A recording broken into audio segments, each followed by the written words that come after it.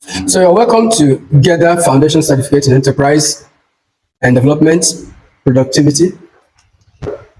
Enterprise Certificate in Development and Productivity. It's going to be a 12-week progression program, 12 weeks, which is going to take us from mindset change, take us to environment where we operate, what I think, then opportunities that we can see in that environment, take us to customer, then take us to model the business, model something, then productivity, produce, then market, the technology for making available to people, and then resilience, standing a test, and of course planning, demonstration of it. So it's going to be a process. These 12 weeks, this is what we're going to go through for the 12 weeks of the course. As I said, every week we have to cover something. Even today, we're going to go through this. So it's not, so the whole module is 12 modules. Each week is a module. Okay. All right, so this 1, 2, 3, 4, 5, 6, 7, 8, 9, 10, 11. Okay, the last one will be the practicals. It's okay. So let me read out the modules, the 12 modules for you. First week, we have what we call enterprise mindset opportunity and productivity. That's the first week. Enterprise mindset, opportunity and productivity. That's the first week. Then in the second week, the first week is enterprise mindset, opportunity and productivity. The second week, which is the second module, we're going to be taking a look understanding the enterprise environment. Understanding the enterprise environment.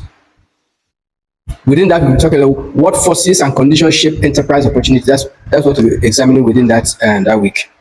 The third week, the third module, we're taking a look at what we call opportunity identification and idea development.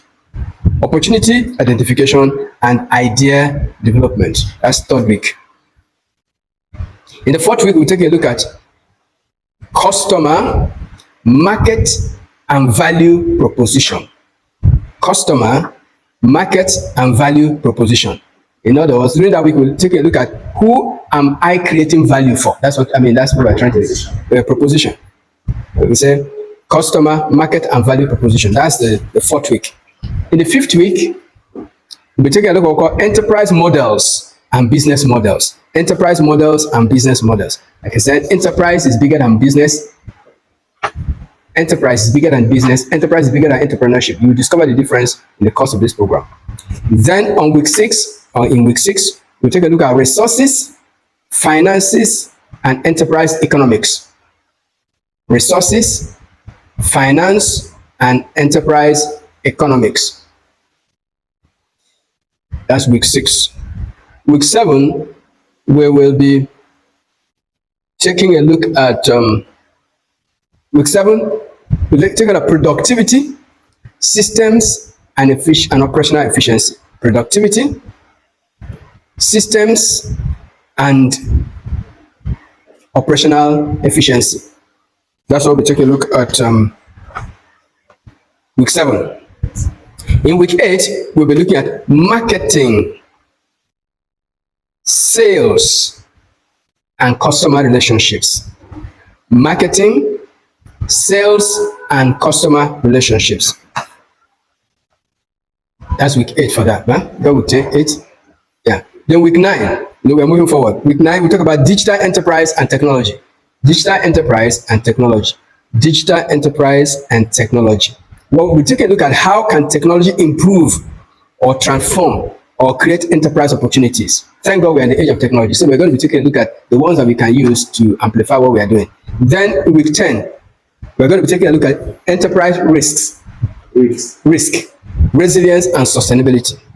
Anything you want to do, there are always risks. So you have to factor it in. So take a look at enterprise risk, resilience, and sustainability. In other words, how do I anticipate threats? And how do I prepare myself for survival? Then week 11, enterprise planning and development. You see planning here? Enterprise planning and development. Then the final week, we're going to do some pitching. Enterprise pitch and assessment plus graduation. Week 12 is enterprise pitch. You know what a pitch is, right? You know pitch? Yes, you come with your stuff. Let's see what you have, and then enterprise pitch, assessment, and then graduation. So, as I said, enterprise is broader than business and entrepreneurship. Enterprise is bigger than business and entrepreneurship. So there's business, there's entrepreneurship. So enterprise is bigger than all of them individually. So we're going to be taking a look at that in the course of our discussion. And then, so let me quickly tell you that an enterprise can be a business, professional practice, social initiative, community project, agricultural venture, creative endeavor, institutional initiative, or any other organized effort to identify need, mobilize resources, create value, and achieve productive outcomes. Let me take it again. I said that an enterprise can be a business. It can be a professional practice. It can be a social initiative. It can be a community project. It can also be an agricultural endeavor, agricultural venture. It can be a creative endeavor or institutional initiative. For example, this school that we're running is actually an institutional initiative.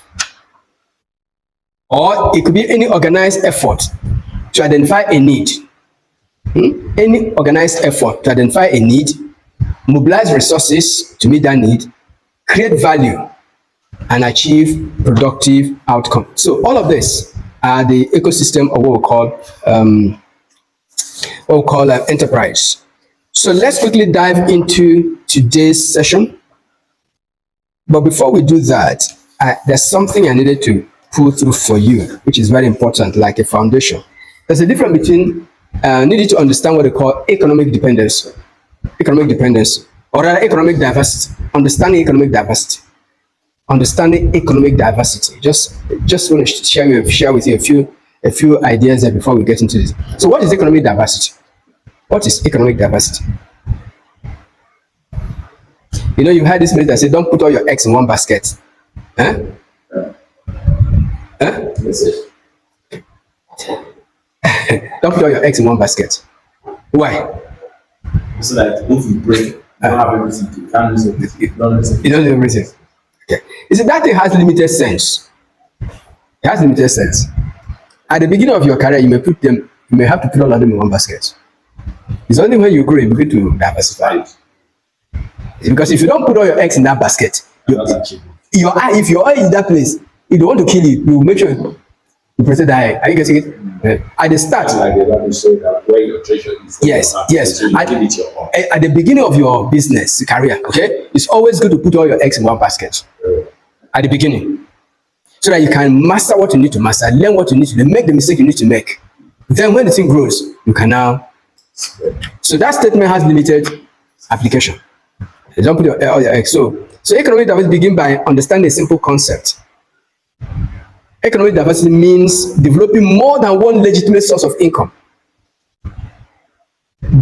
Developing more than one legitimate source of income, or a legitimate source of income, source of economics value. Let me put it that way. Let me use economic instead of income. Economic diversity means developing more than one legitimate source of economic value, income, opportunity, or security, rather than depending entirely on a single economic pathway. If you notice now, I've made a statement that seems to contradict what I said before. It's not true? But I qualified what I said before with, I qualified it. I say at the start, when you're starting, it's always good to just put your eye on something first before you go. But if you don't, if you're doing this one, you'll be scatterbrained. At the start, it's always better start doing something. But the general principle is that have diversities of any income in case this one. But at the start, you have to be sure that at least one thing is working for you. It's always better like that. Okay, so there's also what we call economic dependency. Now, economic dependency. Okay, what happens if your source of income disappears? I don't know what to use for source of income. What happens if it disappears? If your source of income disappears, what happens to you? Let's say become jobless. Become jobless if you're earning salary, or there's a business failure. Have you experienced business failure before? Yeah? Business failure is real. It's real. It doesn't matter how much you pray or you don't pray. Business failure is real. And there's nothing wrong with having business failure. In fact, if you're not failing in business, you can't succeed in business. So, or what you have in retirement, like I was calling somebody, the person that was calling me that time, just retire from employment, is trying to transit into another transition. It's not an easy thing. Transition is not an easy thing. It's not an easy thing to leave from paid employment to be on your own. It's a lot of mental readjustment. It's a lot of mental if you're not careful. Okay, economic downturn, whatever economic downturn, we are having it now. We are in a very serious economic downturn. I don't know about you. So, what happens? What about if it's illness or incapacitation? Illness. Or you're doing something that's a major client, you lose that major client, something happens, you lose a major client. These are things that happen when your economic dependence is on one place. Yes, so it affects you. And then, or there's technology disruption. I was googling the other day, when we were in school, we used to have people who study secretary administration. That course is no longer there now. Secretary administration, they now changed the name. But we used to use typewriter, shorthand. Who's studying those things again? Technology, that's what we're talking about.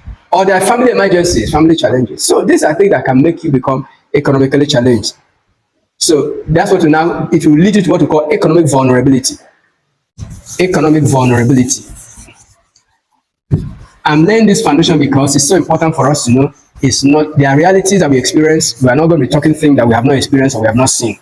Our attention here is to acknowledge them, review them, and see how we can walk around it and get out of it. I mean, that's why we are here. We are not going to deny them. And this is not just, we are also, we are trying to do. Can you help me come and close this? Can you help me? One of the things we are not going to deny reality. We are going to acknowledge reality, but we're not going to let it to hamper us. Okay? We are going to make sure that we work with the reality. And like this, like people say there's too much trouble in Nigeria. But I can tell you, opportunities in Nigeria is uncountable. I'm telling you that. The opportunities to make money in Nigeria is massive. So those are things we're going to be looking at. And by the time we get the key and find how to create a system for it, we discover that in this environment, when the Bible says, some are saying there's a casting down, you are saying there's a lifting up. It's not just by saying it, it's understand how it works and keying into it. So that's it. So now that's what I want to call income is not the same as wealth.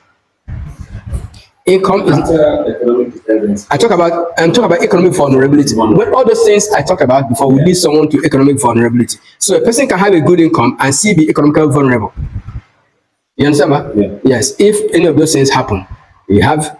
So let's quickly run to what I call income is not the same as wealth. There's a difference between income, that is what comes in. Income is what comes in. And then expenditure, what goes out. Then savings, what is retained. Assets, what you own that has value. I'm taking one step at a time. Income is what comes in. From whatever means, whether somebody gave you money, whether you work for somebody, that's income. Then expenditure is what goes out of that income. Then we talk about savings. Savings is how much of that income do you retain. Then asset, what you own that has value. What do you own that has value? We're going to do then investment, putting resources into something you expect to generate future value. That's investment. Then what then is wealth? What then is wealth? Wealth is accumulated economic value and productive assets. Accumulated value and productive assets. I'll just give you a little story. I was watching a video online yesterday.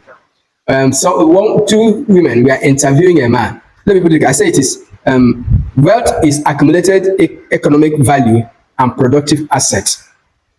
So you should ask yourself, what am I building with the money I earn? What am I building with the money I earn, rather than how much do I earn? How much, or what am I building with the money I earn, instead of asking how much do I earn? Because when I used to be, there are many things I learned when I left paid employment. I didn't know them when I was on paid employment. I used to be a management staff, and in my organization, I used to see junior staff doing things I could not do. I used to wonder, how come I'm a management staff? I was earning more than them, but they are doing things I cannot do. I used to wonder. I didn't know that they knew what I didn't know. No matter as much money is coming, your taste. Where I go to eat is not where they go to eat. The kind of clothes I want to wear is not the type of clothes you want to wear.